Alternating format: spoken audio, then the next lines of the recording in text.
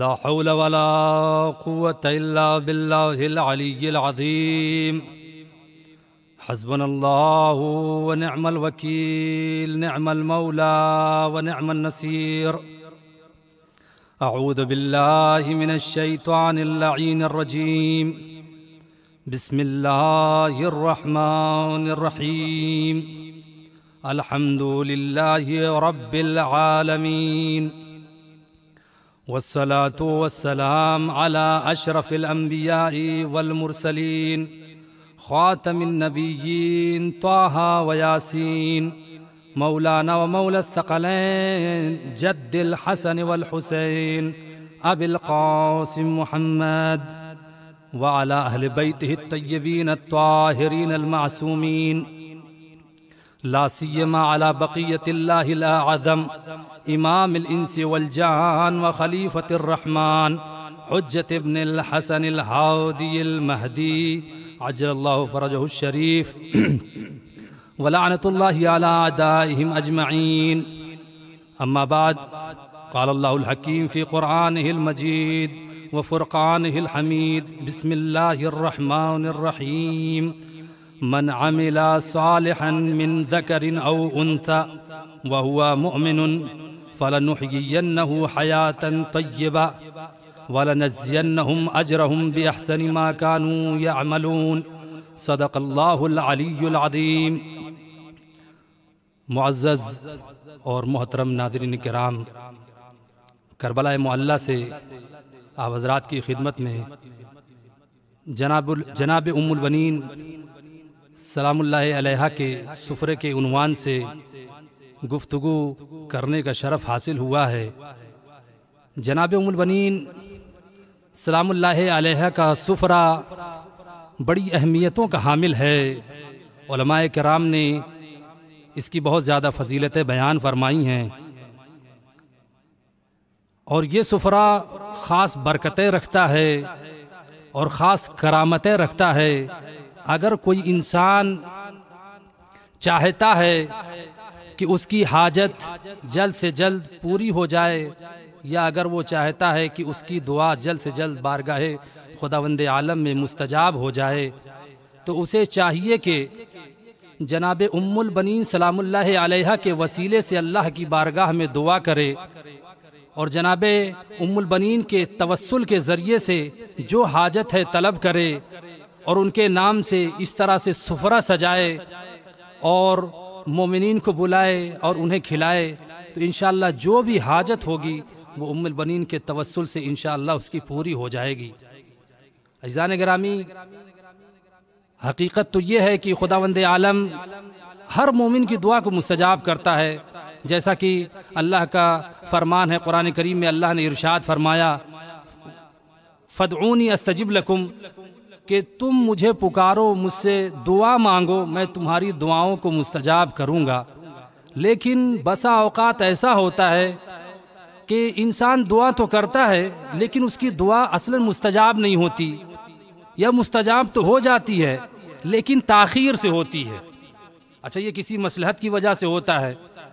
لیکن عزیزان گرامی، یہی انسان اگر کسی وسیلے کے ذریعے سے اللہ سے دعا مانگتا ہے، اللہ سے دعا طلب کرتا ہے، کوئی چیز حاجت اللہ کی خدمت میں پیش کرتا ہے، تو پروردگار عالم اس وسیلے کے احترام میں اس کی دعا کو رد نہیں کرتا، اس کی دعا کو قبول کر لیتا ہے. ہو سکتا ہے کہ وہ انسان گنہگار ہو، اس کی مصلحت کے لیے ابھی یہ دعا قبولیت کے مورد میں مرحلے میں نہیں پہنچی ہے، لیکن چونکہ جو وسیلہ اس نے پیش کیا اللہ کی بارگاہ میں وہ اتنا بلند ہے کہ پروردگار عالم اس وسیلے کے احترام میں اس کی قسمت میں جو نہیں تھا وہ بھی لکھ دیتا ہے. یعنی خداوند عالم اس وسیلے کی برکت سے تقدیر کو بدل دیتا ہے. اگر کوئی چیز اسے تاخیر سے ملنے والی ہوتی ہے تو پروردگار عالم اسے اس میں تعجیل کرتا ہے اور وہ چیز اسے جلدی سے مل جاتی ہے.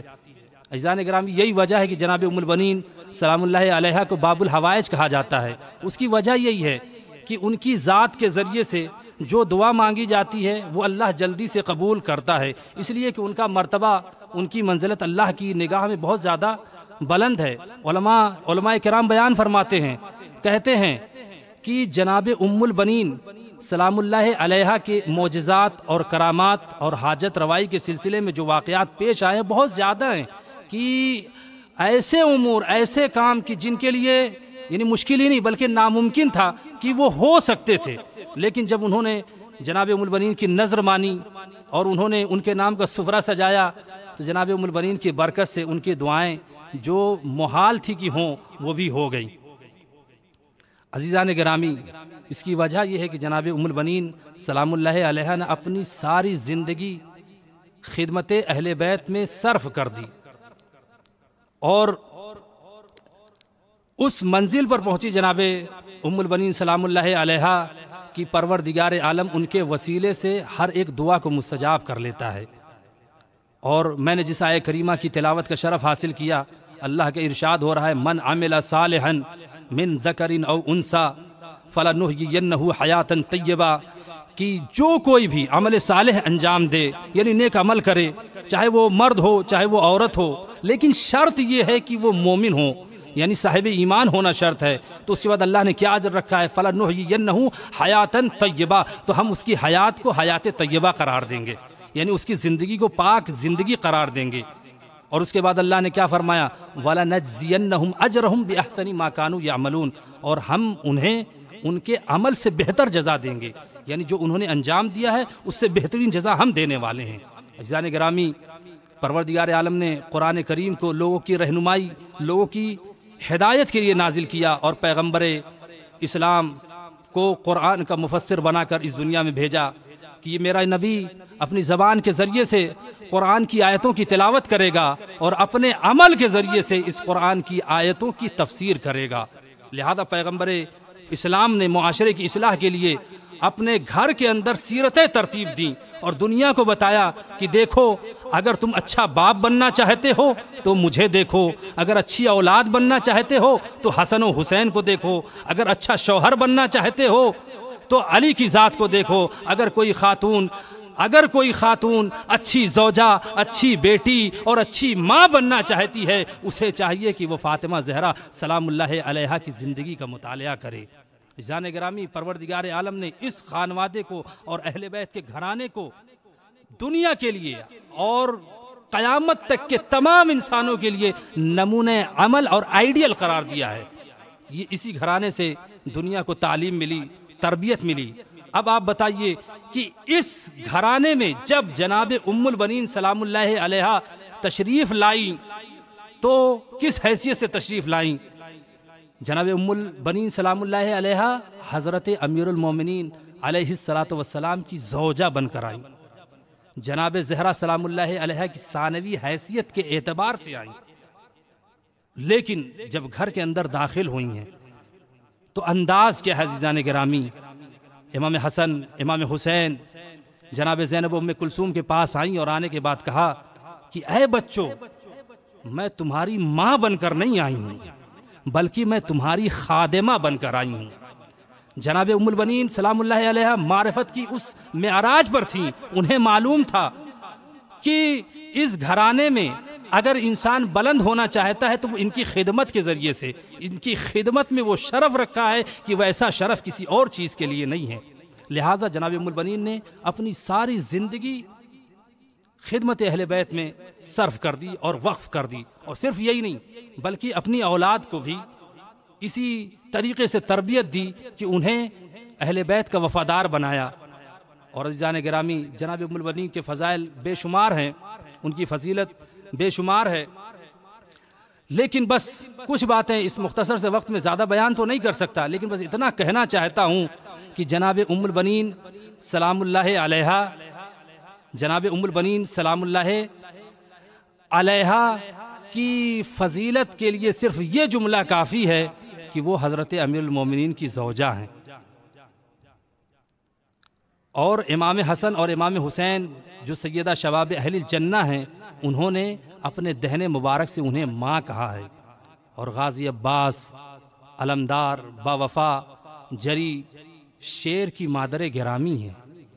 کیا فضیلت ہے جناب ام البنین کی، اور جناب ام البنین کی ذات سے جو توسل کرتے ہیں، یہی وجہ ہے کہ چونکہ انہوں نے اپنی زندگی کو اہل بیت کی خدمت کے لیے وقف کر دیا تھا، لہذا پروردگار عالم نے وہ مقام عطا فرمایا کہ ان کے وسیلے سے، ان کے توسل سے جو دعائیں مانگی جاتی ہیں وہ اللہ کبھی رد نہیں کرتا۔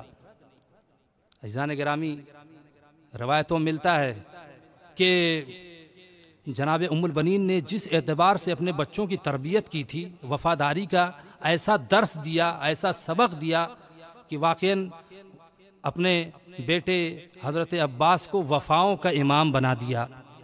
کس سے زماں یہ سیکھے گا اب صنعت وفا، اس کاریگر نے ہاتھ ہی اپنے کٹا دیے۔ عزیزان گرامی، مولا عباس کی پرورش جس اعتبار سے جناب ام البنین نے کی تھی کہ بچپن سے لے کر اپنے زندگی کی آخری لمحات تک مولا غازی ابو الفضل عباس نے امام حسین کے لیے سب کچھ یعنی اپنا قربان کر دیا، ہمیشہ خدمت کے لیے آمادہ رہتے تھے۔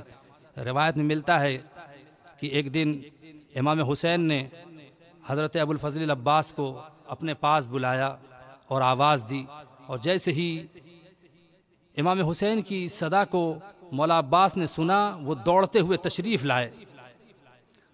امام حسین نے جب اپنے بھائی کو اتنی تیزی سے اپنی طرف آتا ہوا دیکھا تو امام حسین کی آنکھوں میں آنسو آ گئے۔ امام حسین کی آنکھوں میں آنسو آ گئے اور کہا، اے بھیا، آج میں نے تمہیں آواز دی، تم بڑی تیزی سے میرے پاس آ گئے، ایک دن ایسا آئے گا کہ میں تمہیں آواز دوں گا اور تم میری آواز پر لبیک نہ کہو گے۔ اے عزاداروں، جیسے ہی مولا عباس نے یہ جملہ سنا تو انہوں نے خیال کیا کہ شاید کوئی ایسا دن ہوگا کہ میں سو جاؤں گا اور میرا آقا حسین مجھے آواز دے گا اور میں اپنے آقا کی آواز پر لبیک نہ کہہ پاؤں گا۔ اس کے بعد مولا عباس کئی دنوں تک سوئے نہیں۔ جناب ام کلثوم نے ان کی یہ حالت دیکھی کہ چہرے کا رنگ بدلا ہوا ہے، آنکھیں سرخ ہیں، آ کر کہتی ہیں، بھیا یہ کیا ہو گیا ہے، آپ کی حالت کیسی ہو گئی ہے؟ اور پھر جا کر جناب زینب کو بیان فرمایا۔ جناب زینب آئیں اور آنے کے بعد کہتی ہیں، بھیا عباس کیا ہو گیا ہے؟ اور یہ دیکھیے جناب ام البنین کی تربیت کا اثر کہ جب بھی مولا عباس جناب زینب کے سامنے کھڑے ہوتے تھے تو نگاہیں قدموں کی جانب ہوتی تھی۔ جناب زینب فرماتی ہیں، عباس اپنی نگاہوں کو بلند کرو، اور جیسے ہی مولا عباس نے اپنے چہرے کو بلند کیا، آنکھوں کی سرخی پر جب جناب زینب کی نظر پڑی، بازوؤں کو پکڑا، امام حسین کے پاس لے کر آئی۔ یہ بھیا حسین، آپ نے عباس سے کیا کہہ دیا ہے کہ 7 دن ہو گئے ہیں غازی عباس سویا نہیں ہے؟ بس ایک مرتبہ امام حسین نے جیسے ہی یہ جملہ سنا، آگے بڑھے، عباس کو گلے سے لگایا۔ اے بھیا عباس، جو میں نے جملہ کہا تھا کہ ایک دن ایسا آئے گا کہ تم میری آواز پر لبیک نہ کہو گے، وہ دن ابھی نہیں آیا ہے۔ ارے وہ وقت آئے گا کہ جب تم شانے کٹا کر دریا کی ترائی پر سو جاؤ گے۔ اے عباس، میں تمہیں آواز دوں گا لیکن تم میری آواز پر لبیک نہ کہو گے۔ اے عزادارو، مولا عباس نے آخری وقت تک امام حسین کی خدمت کی، وفاداری کا ایسا ثبوت دیا کہ جب مولا عباس کے دونوں شانے قلم ہو گئے، دریا کی ترائی پر ہے، مولا حسین پہنچے، آغوش میں سر کو لیا تو مولا عباس نے ایک ہی جملہ کہا تھا، اے آقا حسین، اگر میری خدمت میں کوئی کوتاہی ہوئی ہو تو مجھے معاف کر دیجئے گا۔ جزاکم ربکم خیر الجزا۔ اے ارباب عزا، یہ جو سفرہ قائم ہوا ہے ام البنین کے نام سے ہے، مادر حضرت عباس علمدار علیہ السلام کے نام سے ہے، جن کی جو مرادیں ہیں وہ مانگ لیجئے۔ بس عزادارو، میں چونکہ کربلا سے یہ مجلس پڑھ رہا ہوں، دل چاہتا ہے کہ امام حسین علیہ السلام کے مصائب پڑھوں۔ آپ حضرات سے یہی گزارش ہے کہ کربلا کا تصور کرتے ہوئے، اپنے سینوں پر ہاتھ رکھتے ہوئے، امام حسین کی غربت کو یاد کرتے ہوئے 3 مرتبہ مولا کی خدمت میں سلام بھیجیں۔ اللہ آپ کے تمام حاجتوں کو پورا فرمائے اور جو بیمار ہیں ان کو شفائے کاملہ و عاجلہ عنایت فرمائے۔ صلی اللہ علیہ یا ابا عبداللہ، صلی اللہ علیہ یا ابا عبداللہ، صلی اللہ علیہ یا ابا عبداللہ الحسین المظلوم الشہید بکربلا، اے ارباب عزا و غازی عباس کہ جس نے پانی کے لیے اپنی جان کو قربان کر دیا، جب عباس کی شہادت ہو گئی ایک ایک کر کے تمام انصار و اقربا شہید کر دیے گئے، تو امام حسین خیمے میں تشریف لائے اور آواز دی یا زینب یا کلثوم یا رقیہ یا سکینہ یا فضہ علیکن منی السلام، اے زینب ام کلثوم، اے رقیہ و فضہ، اے سکینہ، حسین کا آخری سلام ہو۔ اے عزادارو، جیسے ہی بیویوں نے یہ جملہ سنا، بیویوں نے امام حسین کو حلقے میں لے لیا۔ کوئی بیوی کہتی تھی اے آقا حسین آپ چلے جائیں گے تو ہمارا والی و وارث کون ہوگا؟ کوئی بیوی کہتی اے آقا آپ کے جانے کے بعد ہمارا خیال کون رکھے گا؟ کوئی بچی دامن کو پکڑے ہوئے کہتی تھی اے بابا جب آپ چلے جائیں گے تو میں کس کے سینے پر سوؤں گی؟ اے عزادارو، امام حسین بیویوں سے رخصت ہونا چاہتے ہیں، لیکن بیویاں امام حسین کو اپنے حلقے میں بار بار لیتی ہیں۔ بس ایک مرتبہ خیمے سے برآمد ہوئے، بشیر حمید ابن مسلم کہتا ہے کہ جب امام حسین خیمے سے باہر نکل رہے تھے 17 مرتبہ خیمے کا پردہ گرا ہے اور 17 مرتبہ اٹھا اور شبیر برآمد ہوئے۔ یوں خیمے کے در سے جس طرح نکلتا ہے جنازہ بھرے گھر سے، امام حسین خیمے کے باہر آئے، فنظر یمیناً و شمالا، کبھی دائیں دیکھتے ہیں اور کبھی بائیں دیکھتے ہیں۔ ایک مرتبہ فرات کا رخ کیا اور کہا این این یا عباس، اے عباس تم کہاں ہو؟ این این علی اکبر، اے علی اکبر تم کہاں ہو؟ آج کوئی نہیں ہے جو حسین کو سوار کرے۔ جناب زینب نے جب اپنے بھائی کی یہ غربت دیکھی آگے بڑھی، اے بھیا حسین، عباس نہیں ہے تو کیا ہوا؟ اکبر نہیں ہے تو کیا ہوا؟ آج زینب تمہیں سوار کرے گی۔ اے عزادارو، امام حسین پشت فرس پہ تشریف لائے اور مقتل کی طرف آئے۔ حیدر کرار کے لال نے جنگ کی، فوج اشقیاء سے الامان والحفیظ کی صدائیں بلند ہونے لگی۔ ایک مرتبہ حملہ کرتے کرتے فرات کی طرف پہنچے تو بھائی کا لاشا نظر آیا۔ فرماتے ہیں یہ حملے نہ دیکھے، یہ سفارائی نہ دیکھی، افسوس کہ تم نے میری تنہائی نہ دیکھی۔ اے ارباب عزا، امام حسین جنگ کرتے رہے یہاں تک کہ آوازیں غیبی آئی، یا ایتھا النفس المطمئنہ ارجعی الی ربک راضیۃ مرضیہ۔ اس ہاتف غیبی کے ندا کو سننا تھا۔ امام حسین نے تلوار کو نیام میں رکھا، بھاگی ہوئی فوجیں سمٹ آئیں، کوئی تلوار سے حملہ کرتا تھا، کوئی تبر سے حملہ کرتا تھا۔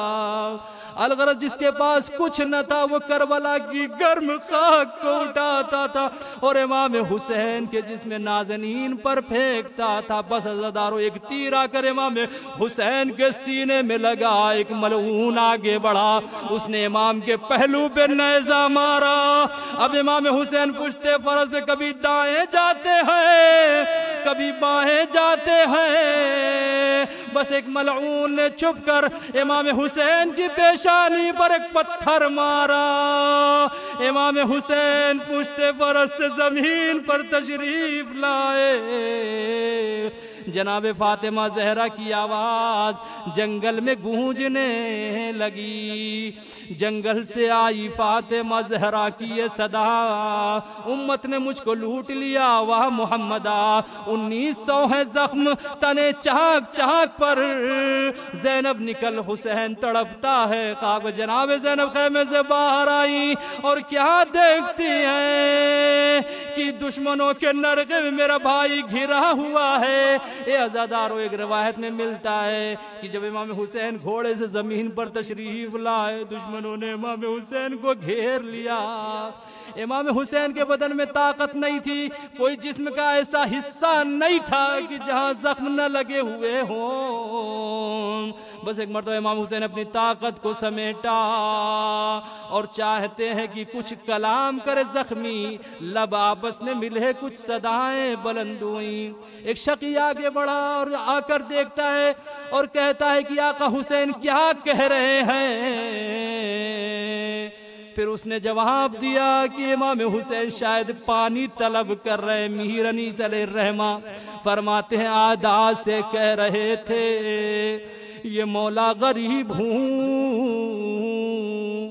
اللہ کے حبیب کا یارو حبیب ہوں، ایک دم میں دم نکلتا ہے اب ان قریب ہوں، زخمی ہوں بے گناہ ہوں آفت نصیب ہوں، ارے تم جس کے کلمہ گو ہو اسی کا نواسا ہوں، پانی پلا کے ذبح کرو یارو پیاسا ہوں۔ امام حسین اپنے آخری وقت میں حجت کو تمام کرتے ہوئے پانی طلب کرتے رہے، مگر ہائے افسوس افسوس کہ امام حسین کو پیاسا شہید کر دیا گیا۔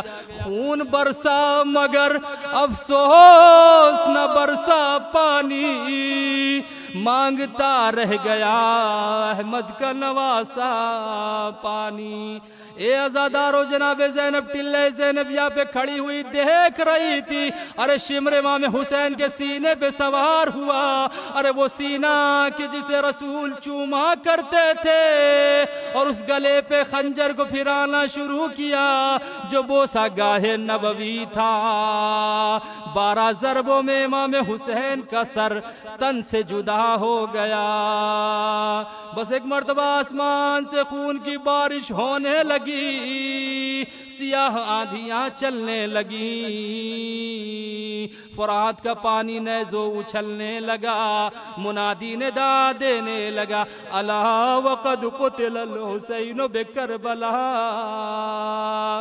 الا وقد ذبح الحسین بکربلا۔ امام حسین کربلا کے میدان میں قتل کر دیے گئے، امام حسین کربلا کے میدان میں شہید کر دیے گئے۔ جناب زینب علیہ مقام سید سجاد کے خیمے میں آئیں اور آنے کے بعد کہتی ہیں اے بیٹا سید سجاد، ذرا غش سے اپنی آنکھیں کھولو، دیکھو کہ قیامت برپا ہے۔ جناب سید سجاد نے اشارہ فرمایا اے پھوپھی اماں، ذرا خیمے کا پردہ ہٹائیے۔ اب جو پردہ ہٹا تو کیا دیکھا، بابا کا سر نوکے نیزہ پہ بلند آواز دی السلام علیک یا ابا عبداللہ، السلام علیک یا ابا عبداللہ، السلام علیک یا ابا عبداللہ۔ اے عزادارو، امام حسین کربلا میں شہید کر دیے گئے، اہل حرم کو اسیر کر لیا گیا، اور جب اہل بیت حرم کا لٹا ہوا قافلہ مدینے پہنچا، بشیر ابن جزلم سید سجاد کے پاس آئے۔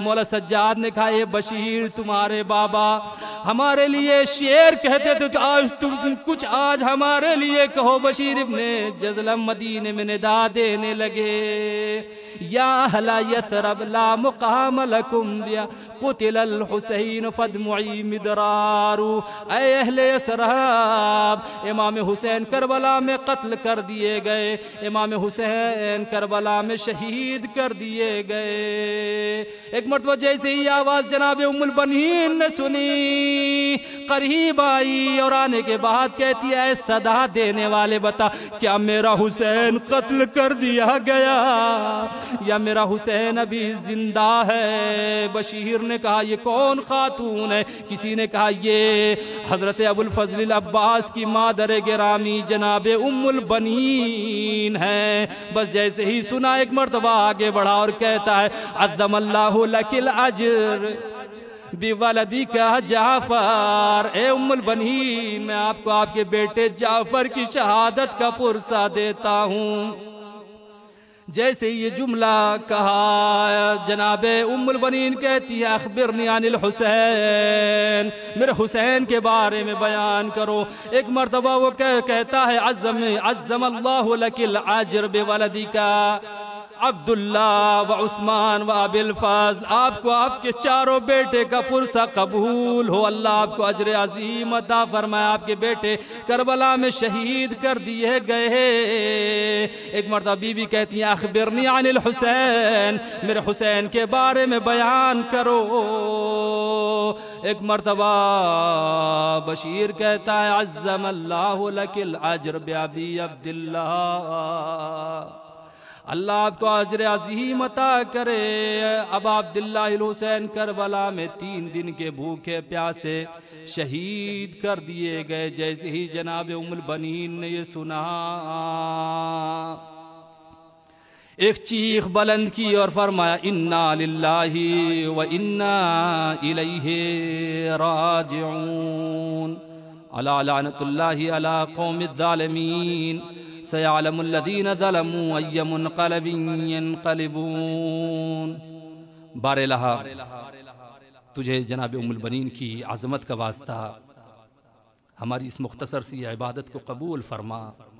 بار الہا جن لوگوں نے یہ سفرہ قائم کیا ہے ان کی تمام حاجتوں کو پورا فرما، جہاں کہیں بھی شیعان حیدر کرار ہیں ان کی جان مال عزت و آبرو کی حفاظت فرما، جو پریشان حال ہے ان کی پریشانیوں کو دور فرما، امام زمانہ کے ظہور میں تعجیل فرما۔